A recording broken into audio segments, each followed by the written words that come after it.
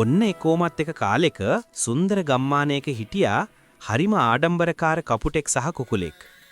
මේ දෙන්නම අසල්වැසියෝ වගේ හිටියත් ලෝකේ ඉන්න බුද්ධිමත්ම සත්තු Taman දෙන්නම කියලා හිතාගෙන හැම වෙලේම වගේ පොඩි තරංගයක හිටියා. දවසක් කපුටා දැක්ක වත්තයිනේ ගහක හොඳටම ඉදිලා රත් පැහැගැන්නුණු ලස්සන අඹ ගෙඩිය කෙල්ලීගෙන තියෙනවා.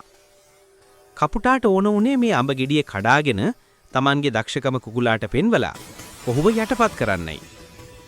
කපුටාට දෙවනි වෙන්නට අකමැති වූ කුකුලාද Tamanට පියාඹන්න අමාරු බව දැන සිටියත් අඹ ගෙඩිය ලබා ගැනීමට දැඩි අදිෂ්ඨානයකින් උඩ පනින්නට පටන් ගත්තා. කපුටා මහත් මාන්නයෙන් පියාඹලා ගිහින් අඹ ගෙඩියට කෙටුවා. නමුත් ඒක යා බලාපොරොත්තු වුණු විදිහට උනේ නැහැ. බර අඹ ගෙඩිය නටුවෙන් ගැලවිලා කපුටාගේ ඔළුවේ වැදිලා වේගයෙන් පහළට වැටුණා. අඹ ගෙඩිය වැටුනේ හරියටම බිම හිටපු කුකුලාගේ කකුල් දෙක ළඟටයි. කුකුලා සතුටින් අඹ ගෙඩිය ලබා ගද්දී කපුටාට සිද්ධ වුණා ලැජ්ජා වෙන්න. අඹ ගෙඩියේ අවසාන කොටස බෙදාගෙන දෙන්නම කෑවා. හිස් ආඩම්බරිය අතහැරීම තමයි සැබෑ නුවණ බව මේ දෙපළම හොඳින් තේරුම්